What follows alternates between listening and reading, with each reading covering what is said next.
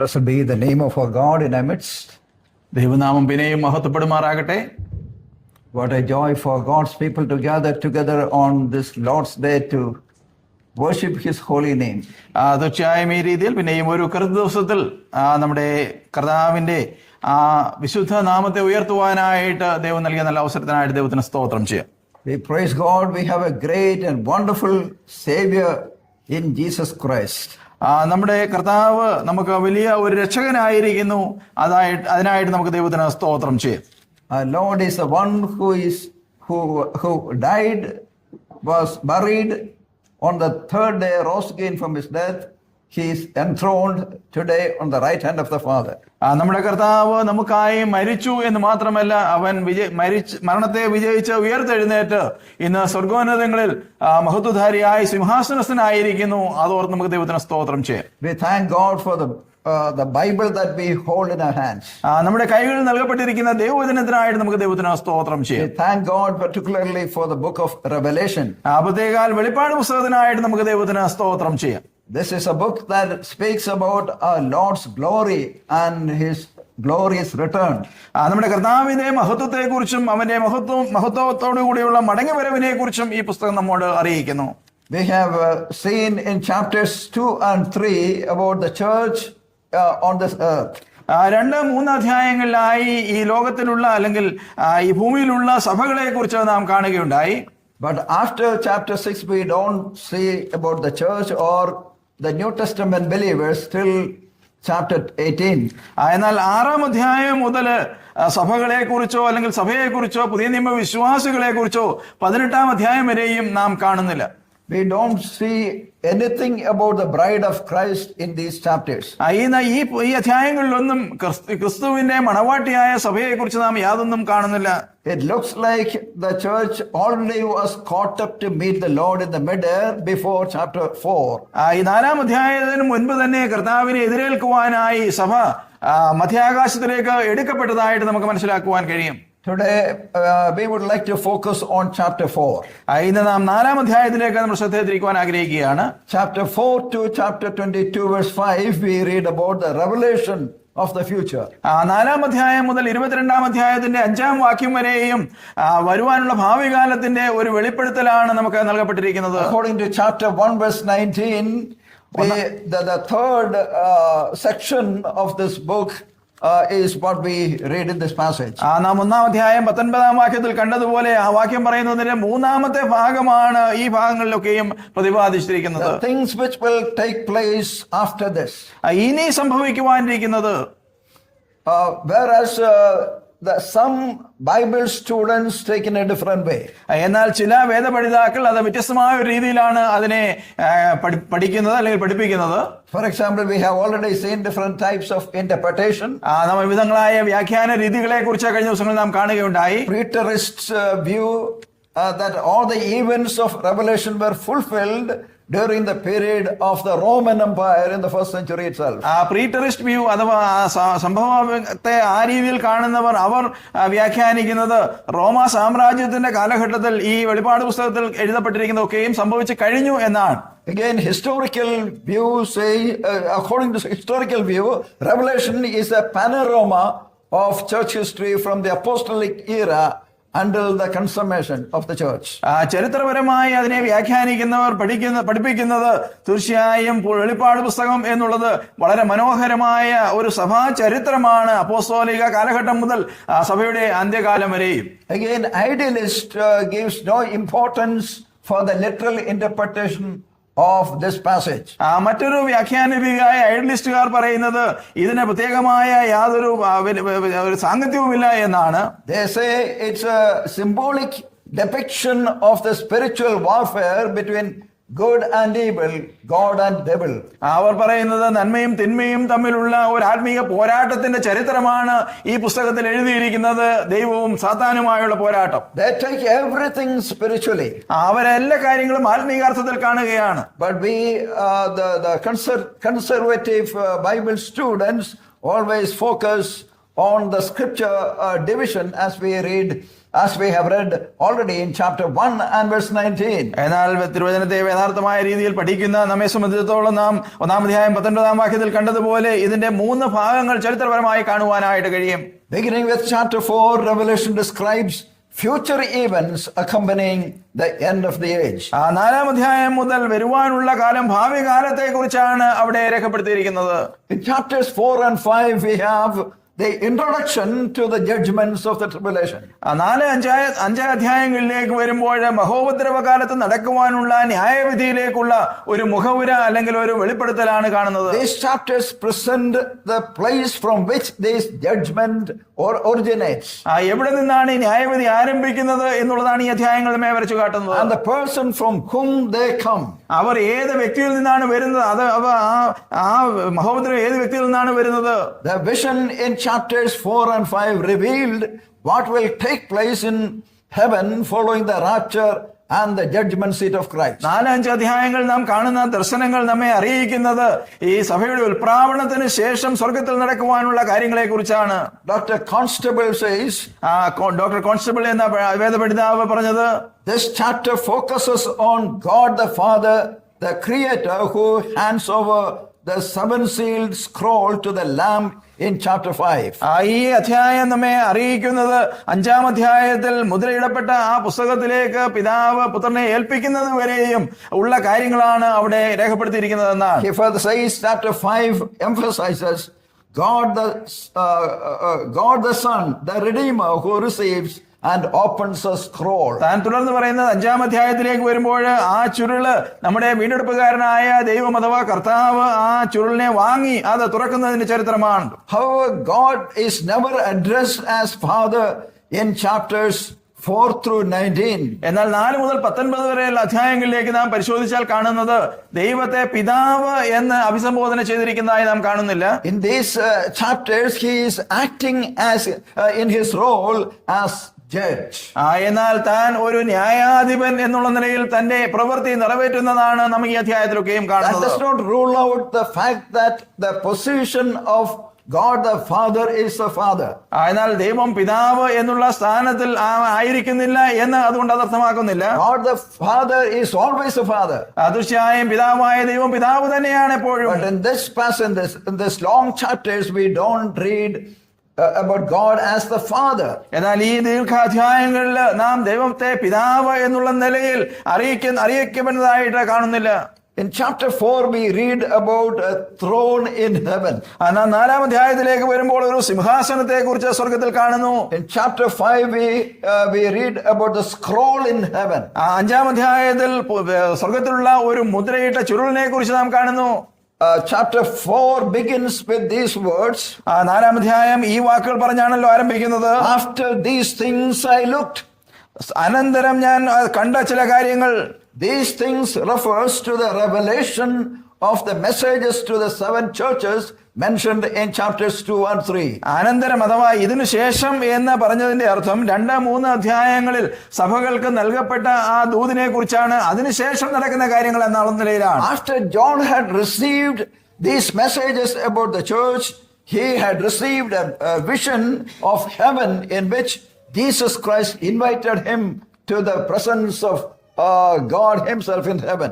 ഈ സഭകൾക്കുള്ള ദൂത് യോഹന്നാന് നൽകിയതിനു ശേഷമാണ് ഈ അധ്യായത്തിൽ നാം കാണുന്നത് പോലെ ഒരു വെളിപ്പാട് അല്ലെങ്കിൽ ഒരു വെളിപ്പെടുത്തൽ ആ രീതിയിൽ യോഹന്നാന് നൽകപ്പെടുന്നത് സ്വർഗസ്ഥനായിരിക്കുന്ന ന്യായാധിപൻ. In chapter 1 verse 9 we read that he was in the island of Patmos. 1-ാം അധ്യായം 9-ാം വാക്യത്തിൽ നാം കണ്ടല്ലോ അവൻ പത്മോസ് ദ്വീപിൽ ആ സമയത്തായിരുന്നു. He was in spirit, he was seeing the glorious vision of the Lord Jesus Christ. ആത്മാവിൽ കർത്താവായ യേശുക്രിസ്തുവിന്റെ മഹത്വകരമായ ഒരു ദർശനമാണ് താൻ കാണുന്നത്. When we come to chapter 4, he is taken to heaven in his spirit.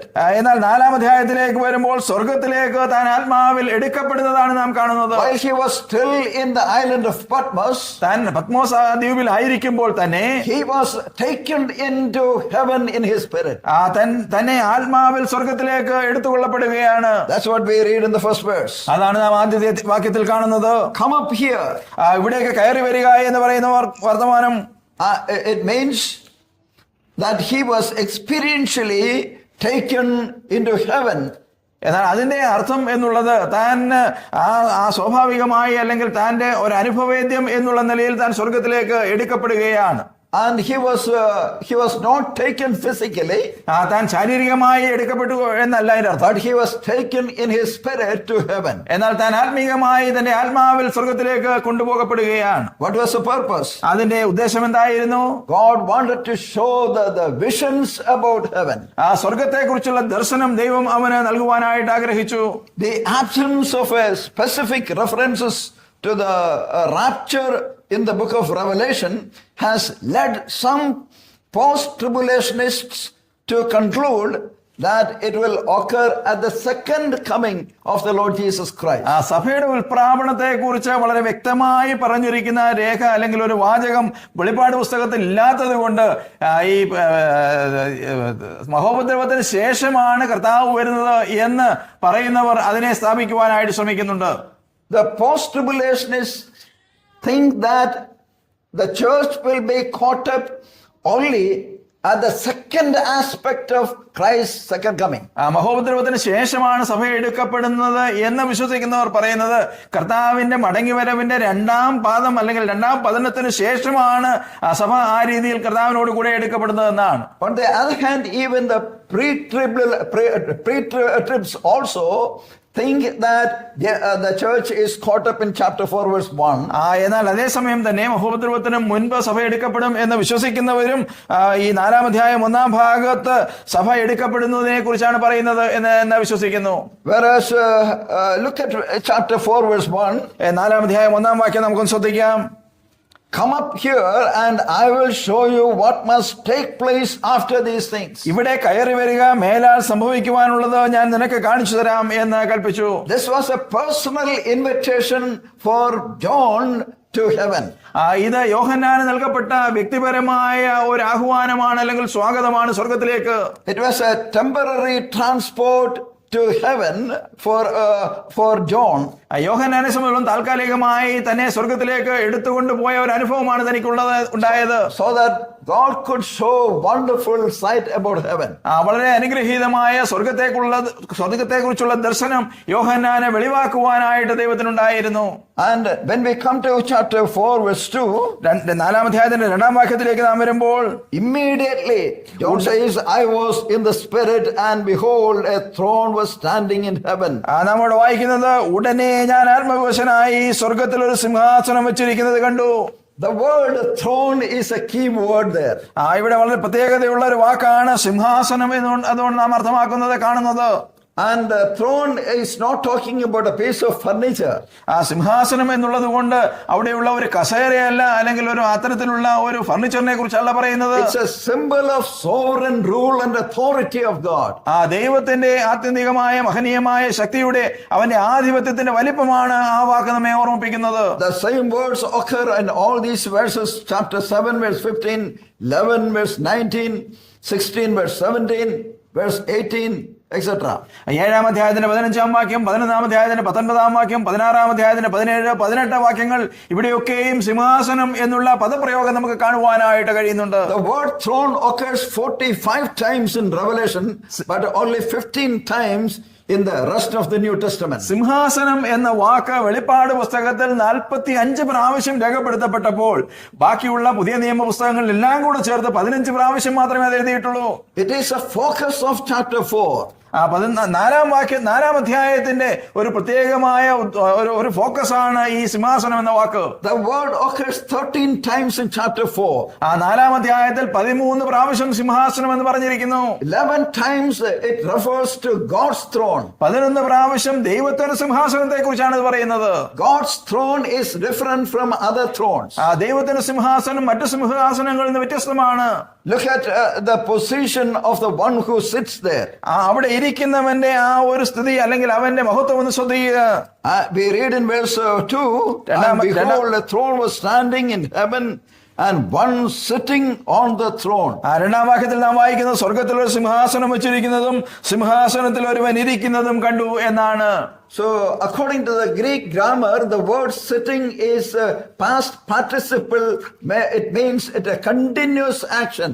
Greek grammar പ്രകാരം ഇരിക്കുക എന്നുള്ളതിന് പ്രയോഗിച്ചിരിക്കുന്ന വാക്ക് ഒരു പാസ്റ്റ് പാർട്ടിസിപ്പിൾ അല്ലെങ്കിൽ അതിനെ ഒരു തുടർമാനമായ അനുഭവം എന്നുള്ള നിലയിലാണ് കാണുവാനായിട്ട് കഴിയുന്നത്. Our Lord is enthroned and he continues to sit on his throne. നമ്മുടെ കർത്താവ് സിംഹാസനസ്ഥനായിരിക്കുകയാണ് എന്ന് മാത്രമല്ല തുടർമാനമായ ഒരു സിംഹാസനത്തിൽ അധികാരസ്ഥാനത്തായിരിക്കുന്നു. Who is the one sitting on this throne? ആരാണ് ഈ സിംഹാസനത്തിൽ ഇരിക്കുന്നത്? We know that there are three persons in the divine Godhead.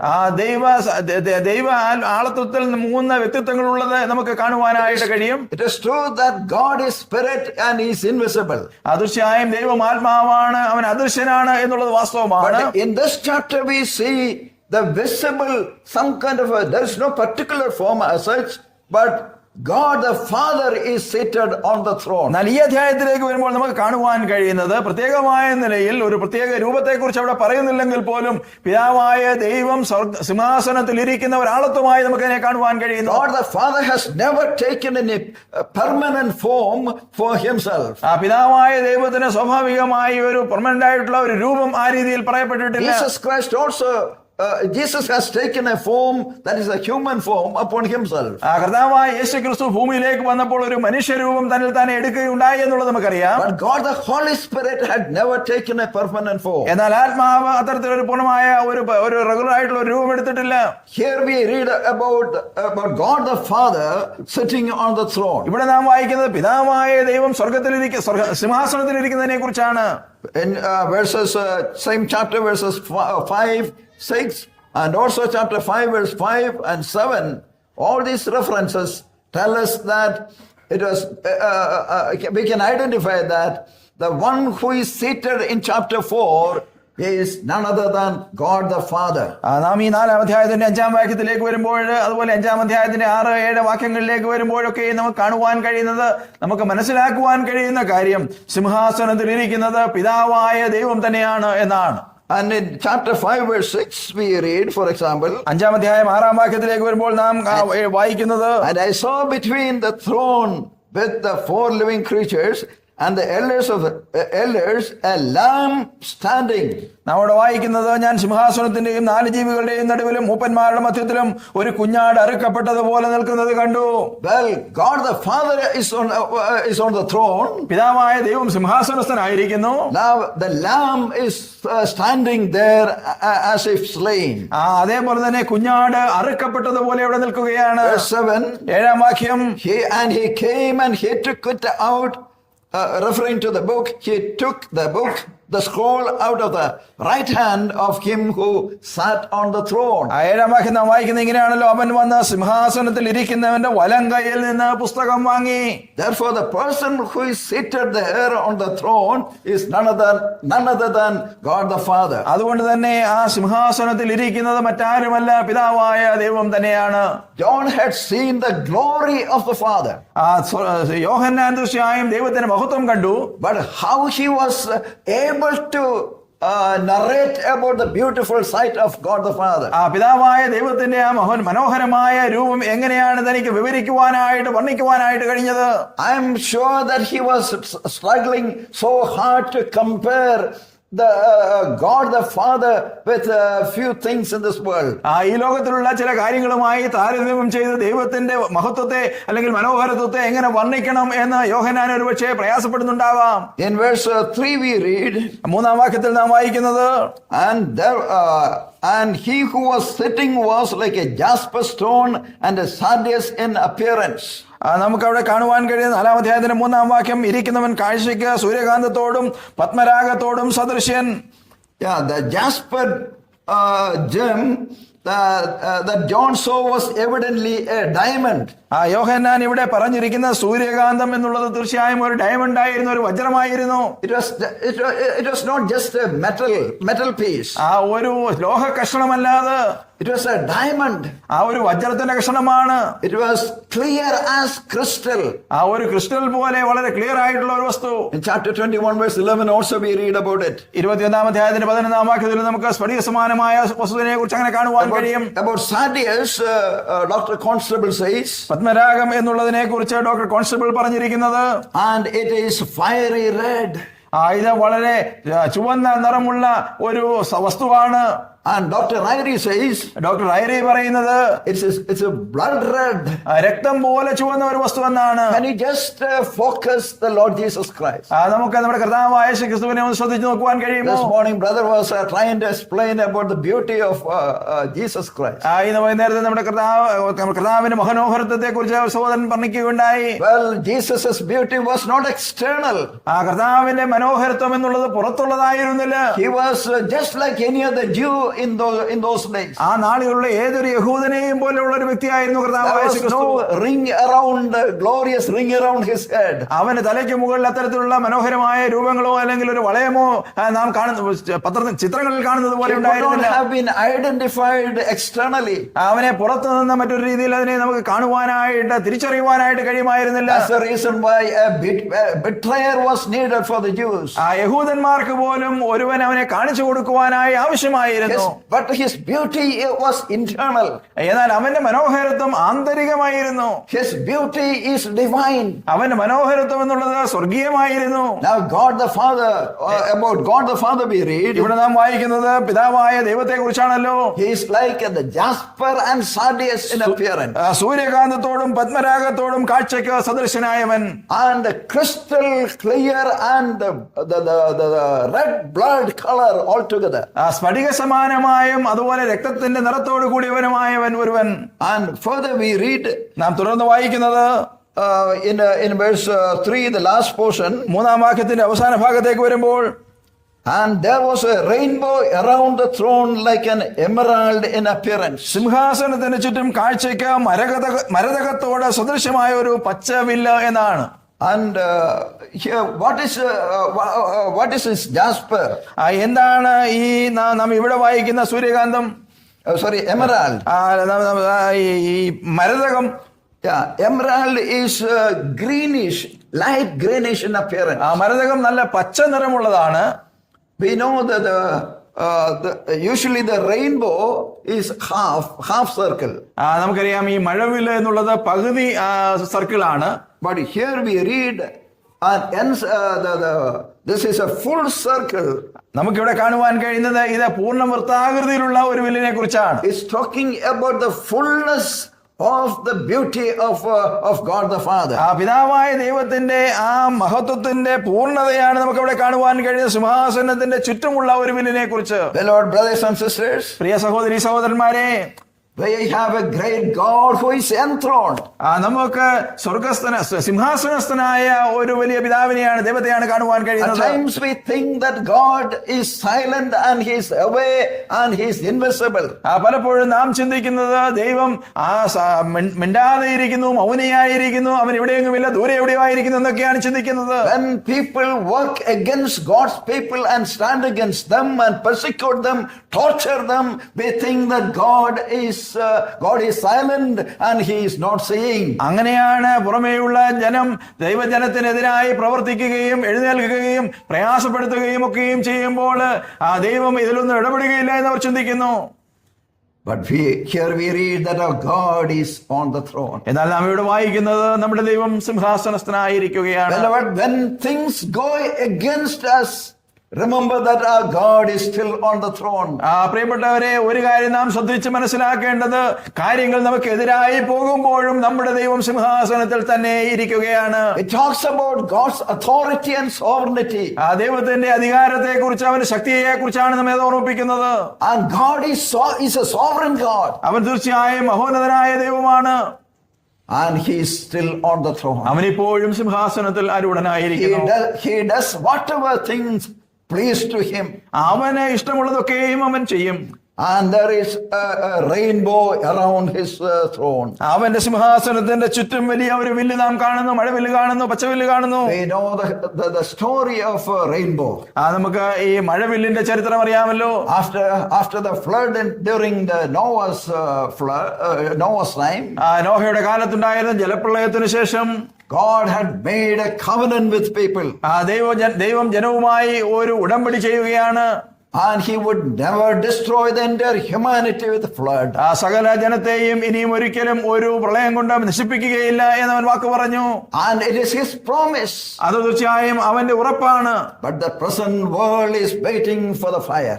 എന്നാൽ ഈ ഇന്നത്തെ ലോകം അഗ്നിക്കായി സൃഷ്ടിക്കപ്പെട്ടിരിക്കുന്നതാണ്. This God is a covenant keeping God. നമ്മുടെ ദൈവം തീർച്ചയായും വാക്ക് പറഞ്ഞത് വാക്ക് പാലിക്കുന്ന ദൈവമാണ്. This God is a faithful God. അവൻ തീർച്ചയായും ഒരു വിശ്വസ്തനായ ദൈവമാണ്. That's the God we have worshipped this evening. ഇന്ന് വൈകുന്നേരത്ത് നാം ആരാധിച്ച ദൈവം അങ്ങനെയുള്ള ദൈവമാണ്. God has not only made a covenant with Noah, നോഹയോട് മാത്രമല്ല അവൻ ഒരു വാഗ്ദത്തം ചെയ്തത്, ഒരു ഉടമ്പടി ചെയ്തത്, and he has also made a covenant with God's people. ദൈവ ജനവുമായും അവൻ ഒരു ഉടമ്പടി ചെയ്തിട്ടുണ്ട്. When we have taken part from the bread and wine, നാം ഈ അപ്പത്തിൽ നിന്നും പാനപാത്രത്തിൽ നിന്നും പങ്കെടുത്തപ്പോൾ, we remember when Jesus had instituted the table, as he had taken the cup and he said, "This is the blood of the new covenant." നാം ഓർത്തുവല്ലോ, കർത്താവ് ഈ കാര്യം സ്ഥാപിച്ചപ്പോൾ താൻ പറഞ്ഞ വാക്കുകള്, അവൻ പാനപാത്രം കയ്യിലെടുത്ത് ഇത് എന്റെ രക്തത്തിൽ പുതിയ നിയമം എന്നാണ് താൻ പറഞ്ഞത്. This is an eternal, unconditional covenant which Jesus has made. കർത്താവ് ഉടമ്പടി മറ്റ് വ്യവസ്ഥകളൊന്നും വെക്കാതെ നിത്യമായ ഒരു ഉടമ്പടിയാണ് ആ രീതിയിൽ ചെയ്തത്. Unilateral covenant. അത് ഏകപക്ഷീയമായ ഉടമ്പടിയാണ്. Jesus has made that covenant with us. കർത്താവ് നമ്മോട് ഒരു ഉടമ്പടി ചെയ്തിരിക്കുന്നു. God is a covenant making God and covenant keeping God. നമ്മുടെ ദൈവം ഉടമ്പടി വെക്കുന്നവനും ഉടമ്പടി നിവർത്തിക്കുന്നവനുമാണ്. Dear brothers and sisters, പ്രിയ സഹോദരി സഹോദരന്മാരെ, the same God is on the throne. ഇതേ ദൈവം ഇന്നും സിംഹാസനത്തിൽ ഇരിക്കുകയാണ്. John had seen Jesus Christ, God the Father on the throne. യോഹന്നാൻ കണ്ടത് പിതാവായ ദൈവത്തെയാണ് സിംഹാസനത്തിൽ ഇരിക്കുന്നതായിട്ട്. And in the following verses, തുടർന്നുള്ള വാക്യങ്ങളിലേക്ക് വരുമ്പോൾ, if you will notice the prepositions given in the following chapters, തുടർന്നുള്ള വാക്യങ്ങളിൽ ഉപയോഗിച്ചിരിക്കുന്ന വാക്കുകൾ നാം ഒന്ന് ശ്രദ്ധിച്ചാൽ, in verse 4, നാലാം വാക്യത്തിലേക്ക് വരുമ്പോൾ, and around the throne, നമുക്ക് കാണുവാൻ കഴിയുന്നത് സിംഹാസനത്തിന്റെ ചുറ്റിലും. what are there around the throne? സിംഹാസനത്തിന്റെ ചുറ്റിലും എന്താണുള്ളത്? We read 24 thrones and 24 elders sitting on them. 24 സിംഹാസനങ്ങളും അതുപോലെ സിംഹാസനങ്ങൾ ഇരിക്കുന്ന 24 മൂപ്പന്മാരും. Very briefly let me say, വളരെ ചുരുക്കത്തിൽ ഞാൻ പറയട്ടെ, these 24 elders represent the church. 24 മൂപ്പന്മാർ നമ്മെ ഓർമ്മിപ്പിക്കുന്നത് സഭയെ കുറിച്ചാണ്. They do not represent the angels or the Old Testament saints as some others teach. മറ്റു പലരും പറയുന്നത് പോലെ മാലാഖമാരെ കുറിച്ചോ ദൂതന്മാരെ കുറിച്ചോ അല്ലെങ്കിൽ പഴയ നിയമ വിശ്വാസികളെ കുറിച്ചോ അല്ല അവിടെ പറയുന്നത്. These 24 elders represent the church of Jesus Christ. 24 മൂപ്പന്മാർ പ്രതിനിധാനം ചെയ്യുന്നത് കർത്താവായ യേശുക്രിസ്തുവിന്റെ സഭയെയാണ്. Because later we see that they have the crowns. നാം തുടർന്ന് വായിക്കുമ്പോൾ അവർക്ക് ആ രീതിയിലെ കിരീടങ്ങൾ ലഭിക്കുന്നതായിട്ട് കാണുന്നു. They have the golden crown. നാലാം വാക്യം നാം അവസാനം വായിക്കുന്നവരുടെ തലയിൽ പൊൻകിരീടം എന്നാണ്. The Greek word used there is the Stephanos, means it's a victor's crown. ഗ്രീക്കിൽ അതിന് സ്റ്റെഫാനോസ് എന്നുള്ളൊരു വാക്കാണ് പ്രയോഗിച്ചിരിക്കുന്നത്.